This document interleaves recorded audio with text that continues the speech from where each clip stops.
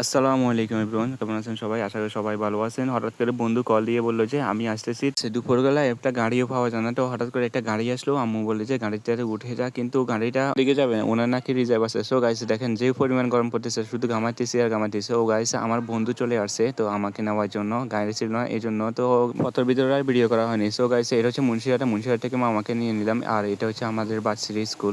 মোটামুটি 60 জনে আসলাম, আমি সহ 60 জন। তো দেখে আপনারা বুঝতে পারেন যে কি পরিমাণ গরম পড়তেছে গাইস। আমি আর কিছু বলবো না। সো গাইস তো চলে আসলাম আমাদের প্রতাপপুর বড় বাড়িতে, মানে রাজবাড়ি আর কি বলে।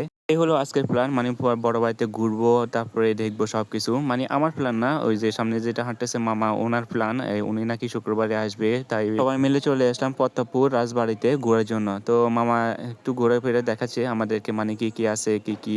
আসলে ঘুরতে আসলে আপনারা বুঝবেন যে পুরান কালের কথাগুলো মনে পড়ে যায়, মানে আদিমকালের মানুষরা কি করতো বা কিভাবে ঘর তৈরি করতো, এগুলো সবগুলো এখানে খুঁজে পেয়ে যাবেন। আর এগুলো হচ্ছে গাছপালা, আর এগুলো হচ্ছে ওদের ঘর। এখানে নাকি 7-7টা পুকুর আছে, আমি জানি না ঠিক। আর এখানে পুকুরগুলো খুবই অনেক গভীর ছিল, আর এখনকার মাটি এসে অনেকগুলো পুড়ে গেছে।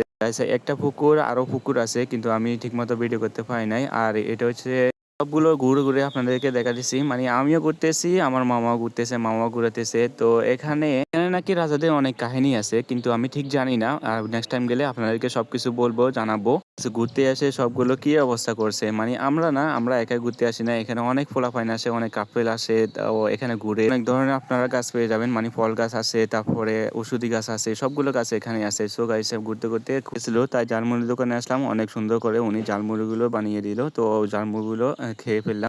খাওয়া দাওয়া শেষ, সোনার বাংলাদেশ খাওয়া দাওয়া শেষ করে যাইতেছি আবার ঘরের উদ্দেশ্যে। তো আজকের ব্লগটা এই পর্যন্ত। আসসালামু আলাইকুম, আল্লাহ হাফেজ।